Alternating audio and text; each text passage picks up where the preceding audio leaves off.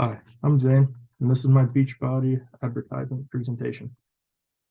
Pictured in the advertisement we have an example of what we've discussed throughout this course.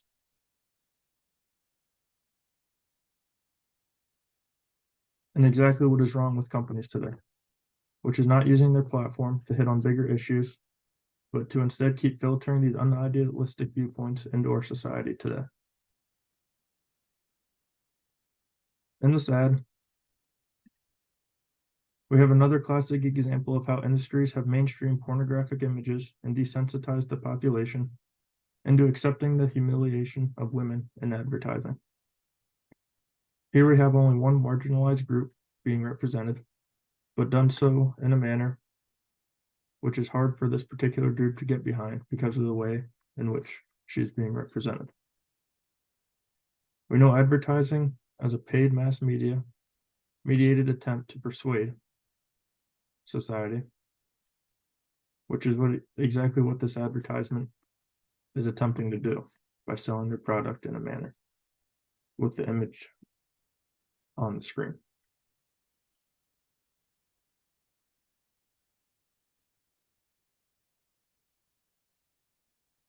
Advertisements follow the belief in magic concept, which is exactly what this product, the protein, is trying to do. And their motto and their concept behind the thing, behind them is, if you take this protein, you also will begin to look like the model on the screen. They focused on the sexually attractive features of the woman, which we discussed in class, and those examples can come as long legs, small waist, large perky breast, full lips, long hair, and also toned abs. The woman is also considered to be in her prime because of the age in which she appears to be on screen. The ideal female prototype in advertising comes as youth, no lines being wrinkles, good looks, sexual appeal, seductiveness, and perfection of the body, such as no scars and also no blemishes.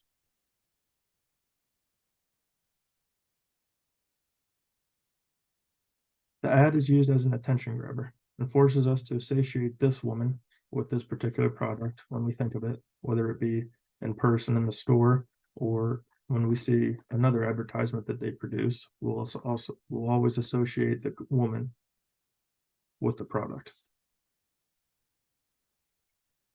We have another countless example of the LGBTQ community being excluded from societal view. In this ad, we have your stock example of the same kind of woman with the body type that has been represented for decades. They do not know enough about the LGBTQ market or how people will react if they did use someone associated, so they don't stray from the usual ad that we have pictured on the screen. In this ad, we see no correlation with any other races besides the white woman on screen, which represents white as being the ideal beach body on screen. Some ads, quotes taken for the ad. Women are often seen as a source of competition in ads and not as companionship. The sum of a woman still boils down to aging skin and sexual orificing. Both of these written by Betsy Reed, an editor in The Guardian. And then also, A Century of White Women examines how advertising has helped construct gender ideals over the last 100 years. If racism is the most successful advertising campaign of all time, then sexism, especially found with white women in advertising, isn't far behind. And that a quote taken from the societypages.org.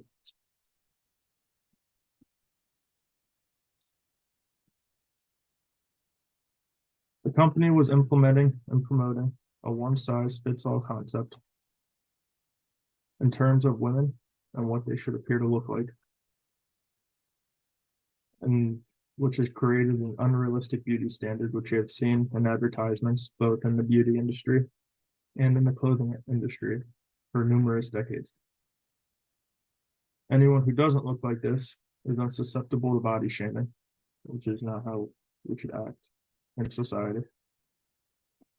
Women of color are not thought of in this advertisement, and the only people related to this ad are white women and white women alone. The white women can at least relate based on whether or not they fit this depiction or not, but obviously that's not a mindset they want to have to begin with. But besides that, women of color are a mere afterthought and cannot relate to the ad at all. Even if women of color are depicted in ads, they must conform to a white woman's standard of beauty. If not, then it is viewed as a resistance to assimilation to whiteness and threatening as a result, as we see to our society. Individuals with disabilities can find it extremely hard to relate to this ad because since they have this disability, they may not be able to do what this woman in the ad can do. In almost all situations, including this ad, disability is absent from advertisement, except when it is focused on products that can treat said disabilities with these people. Marketing to LGBTQ consumers can be tricky due to political tension found, as well as consumer skepticism. There is no mention of it in our ad, and there is no members of this community used in our ad either. We see Pride Month in June and attention brought up to it, but the other 11 months we see very little. About 7.1% of people are LGBTQ members currently in society, and marketers should view them as a key part of their consumer base, but rather instead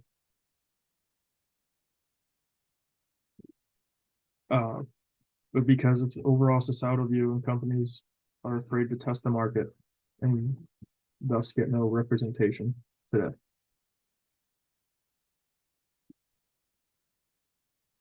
As a result, like many companies do, they produce a stereotypical advertisement that has been in the industry for decades that they know will not cause any backlash because there are a million others like them.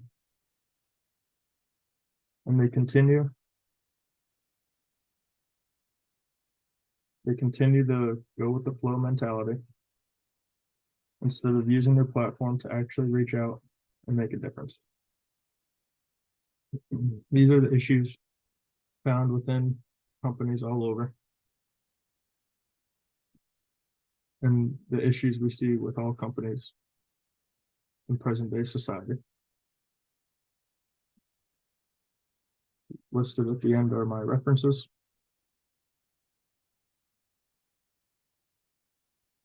And that is the end of the presentation.